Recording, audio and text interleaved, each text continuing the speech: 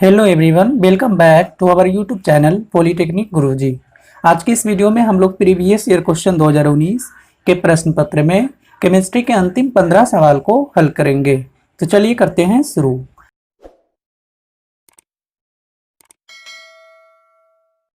आज का हमारा पहला क्वेश्चन आपके स्क्रीन पे दिख रहा होगा। क्वेश्चन नंबर 16, किस एक में क्रिस्टल जेल यानी कि वाटर ऑफ क्रिस्टलाइजेशन नहीं होता है?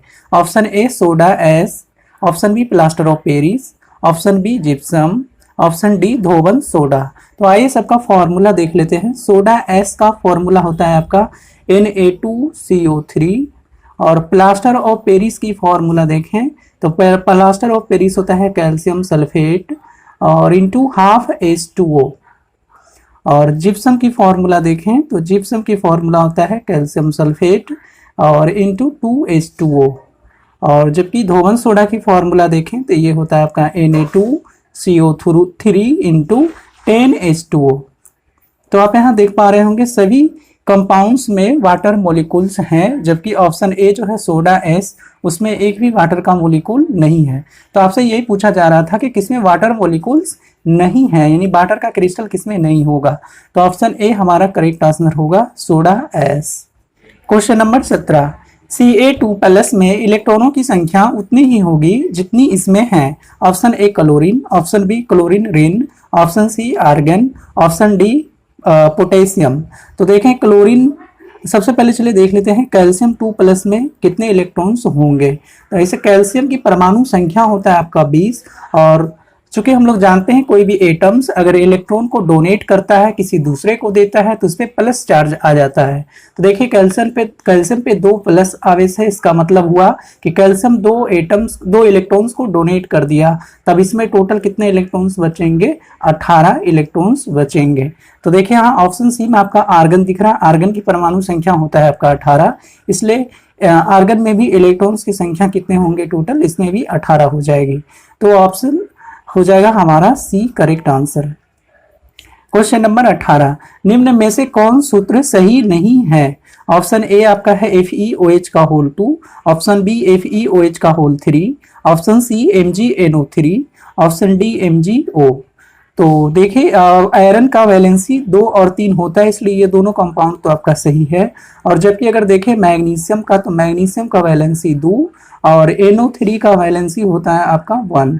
इससे कंपाउंड अगर लिखें तो तिरछी वैलेंसी मल्टीप्लाइड हो जाता है, तो ये हो जाएगा आपका Mg और NO3 का होल 2 बनेगा। ये आपका करेक्ट कंपाउंड है। जबकि ऑप्शन सी में देखें यहाँ पे होल 2 नहीं दिया हुआ है, इसीलिए आपका ऑप्शन सी जो है ये कंपाउंड एग्जिस्ट नहीं करेगा, ये सूत्र जो है सही नहीं है।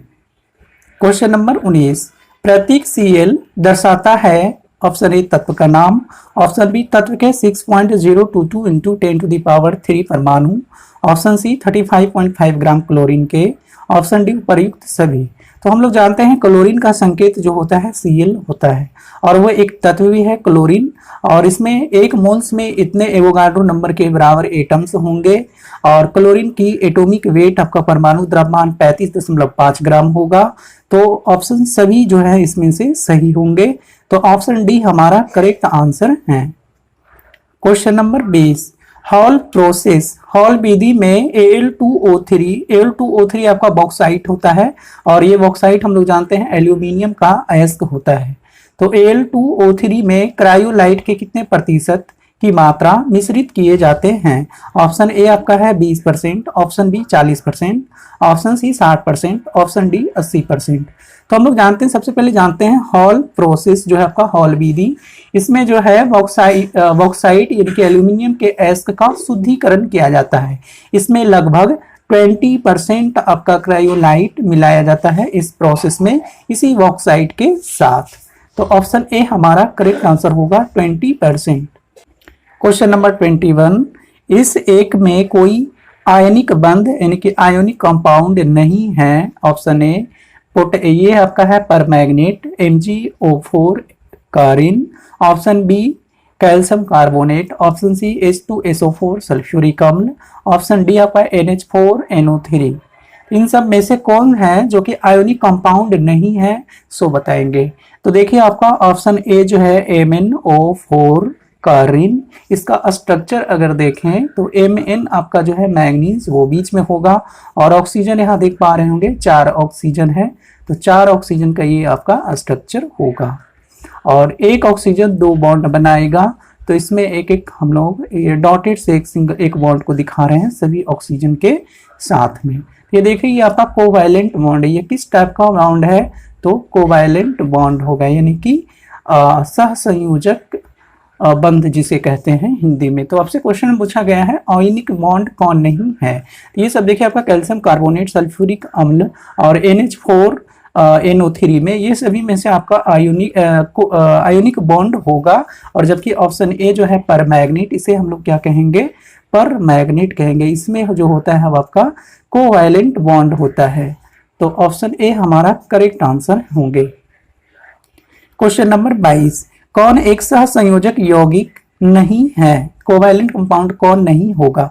Option A urea, option B Al2O3, option C आपका है CO2, ऑप्शन डी H2S। तो देखिए आपका ऑप्शन बी जो है Al2O3 ये आपका है एल्यूमिनियम की वैलेंसी 3 होता है और ऑक्सीजन की वैलेंसी 2 होता है। तो यहाँ से अगर वैलेंसी को इंटरचेंज करें तो ये कंपाउंड बनेगा आपका Al2O3, और ये आपका है आयोनिक कंपाउंड है। ये हो जाएंगे आपका आयोनिक कंपाउंड। तो आपसे पूछा गया कोवैलेंट कंपाउंड नहीं है, मतलब आयोनिक कंपाउंड है। और ये सब देखिए आपका H2S और CO2 और यूरिया, ये सभी कोवैलेंट कंपाउंड होते हैं, सहसंयोजक यौगिक जिसे कहते हैं। और जबकि Al2O3 आपका आयनिक यौगिक होगा, इसलिए आंसर बी करेक्ट होगा। क्वेश्चन नंबर 23, एक एनोड किरण के कण का भार होता है। ऑप्शन ए तत्व के भार परमाणु भार के समान, ऑप्शन बी तत्व के परमाणु भार से ज्यादा, ऑप्शन बी तत्व के परमाणु भार से कम, ऑप्शन डी तत्व के परमाणु भार पर निर्भर नहीं करता है। तो चलिए हम देख लेते हैं, किसी भी तत्व हो उसका परमाणु भार, तो परमाणु भार इक्वल टू हो जाता है आपका परमाणु प्रोटॉन की संख्या प्लस न्यूट्रॉन की संख्या, ये दोनों के कॉम्बिनेशन को ही हम लोग परमाणु भार कहते हैं।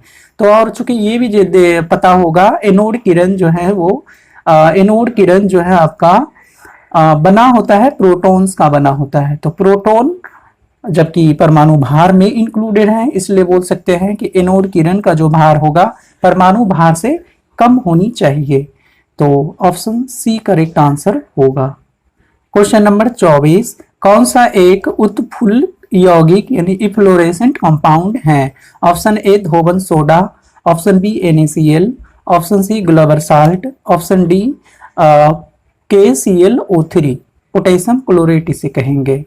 तो देखिए धोबन सोडा का फॉर्मूला होता है Na2CO3 × 10H2O।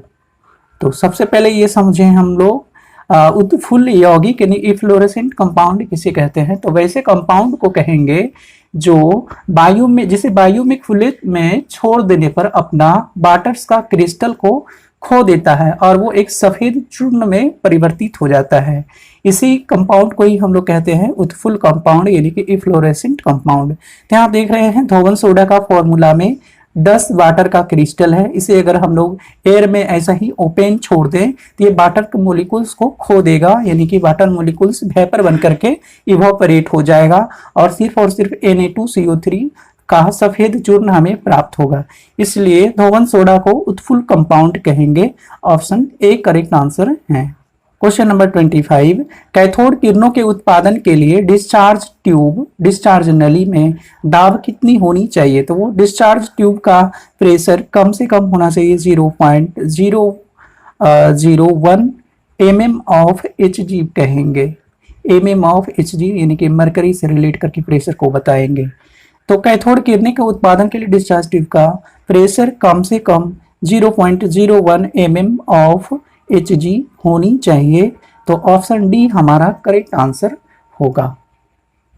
क्वेश्चन नंबर 26, एक कंपाउंड का फॉर्मूला आपका दिया हुआ है, इसमें पूछा जा रहा है पाई बॉन्ड की संख्याएं कितनी होंगी। तो सबसे पहले इसका स्ट्रक्चर लिखना होगा।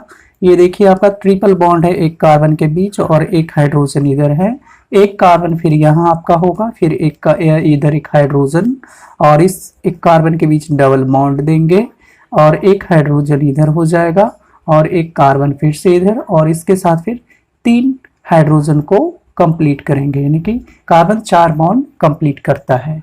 इसमें देखें जहां पे डबल बॉन्ड होगा उसमें से नीचे वाले बॉन्ड को पाई बॉन्ड बोलेंगे और बाकी सभी सिग्मा बॉन्ड होंगे, और जहां पे ट्रिपल बॉन्ड होगा वहां पे नीचे से 2 बॉन्ड जो होगा वो पाई बॉन्ड कहलाएगा और ऊपर की बॉन्ड सिग्मा बॉन्ड कहलाएगा। तो हम कैलकुलेट करना है टोटल पाई बॉन्ड की संख्या। तो पाई बॉन्ड देखें 1 2 3, टोटल 3 पाई बॉन्ड इस कंपाउंड में है। तो ऑप्शन सी हमारा करेक्ट आंसर होगा। क्वेश्चन नंबर 27 पूछा जा रहा है आपसे, कॉपर एक हरी परत बना लेता है जो होती है। तो आपका एक कंपाउंड है कॉपर का कार्बोनेट डॉट कॉपर का हाइड्रोक्साइड। इसमें से ये जो कंपाउंड है ये कार्बन को अगर हम वायु में छोड़ दें खुले तो वायु से संपर्क करके हरी परत बना लेता है। तो इसी के बारे में आपसे पूछा गया, तो ऑप्शन डी हमारा करेक्ट आंसर होगा। बाकी इन सब में से जो भी कॉपर का कंपाउंड है ये हवा में वायु से संपर्क करके हरी परत नहीं बना पाता है। 28 कौन सा सर्वाधिक क्षारीय ऑक्साइड है? सबसे ज्यादा अल्कलाइन ऑक्साइड कौन से होंगे? Option A magnesium oxide, option B calcium oxide, option C silicon oxide, option D alumina Al2O3। तो इस सब में से बताना है कि सबसे ज्यादा क्षारीय ऑक्साइड कौन होगा। तो सबसे ज्यादा क्षारीय ऑक्साइड आपका होता है मैग्नीशियम ऑक्साइड, ऑप्शन ए।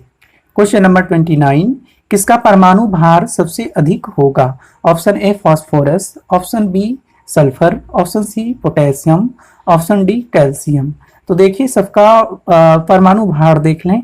तो फास्फोरस का परमाणु भार होता है आपका 31, सल्फर का परमाणु भार होता है 32 और पोटेशियम की परमाणु भार होता है आपका 39, कैल्शियम की परमाणु भार होता है 40। तो आपसे पूछा गया इन सब एलिमेंट में से किसका परमाणु भार सबसे ज्यादा होगा। तो सबसे ज्यादा भार यहाँ आप देख पा रहे होंगे कैल्शियम का है, तो ऑप्शन डी हमारा करेक्ट आंसर होंगे। आज का हमारा लास्ट क्वेश्चन, क्वेश्चन नंबर 30 कौन एक कार्बनिक कंपाउंड है? ऑप्शन ए चीनी, ऑप्शन बी नमक, ऑप्शन सी हीरा, ऑप्शन डी संगमरमर।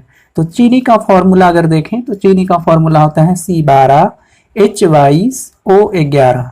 तब ये देखिए इसमें मेनली रूप से कार्बन और हाइड्रोजन 2 कंपाउंड्स हैं, इसलिए इसे बोलेंगे ऑर्गेनिक कंपाउंड है, यानी कि कार्बनिक यौगिक है। जबकि नमक का सूत्र होता है आपका NaCl, ये ऑर्गेनिक कंपाउंड नहीं है।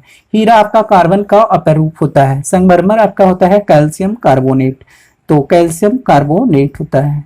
तो देखिए यहाँ से सबसे पूछा गया कार्बनिक यौगिक बताइए, तो जिसमें आपको कार्बन हाइड्रोजन दिख रहा है वो ऑप्शन होंगे सही। तो चीनी जो है आपका कार्बनिक यौगिक है, तो ऑप्शन ए हमारा करेक्ट आंसर। धन्यवाद।